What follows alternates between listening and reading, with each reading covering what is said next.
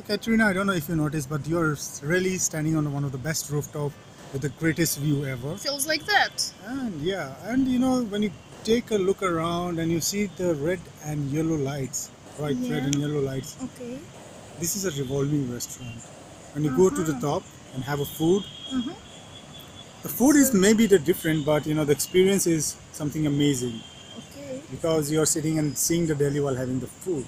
Cool. And next to it, you see the Indian flag. Oh, by the way, I saw it today, but I didn't see it last time when I came. How Yeah, come?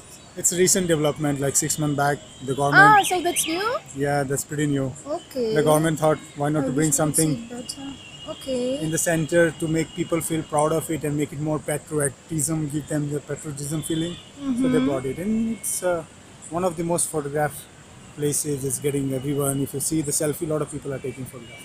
Okay. It's amazing. So you know, you see that that's a road, Mm-hmm. simple, and next to it is Okay. one of the five-star hotels Yes, I of Delhi. follow you. And at the end is Old Delhi.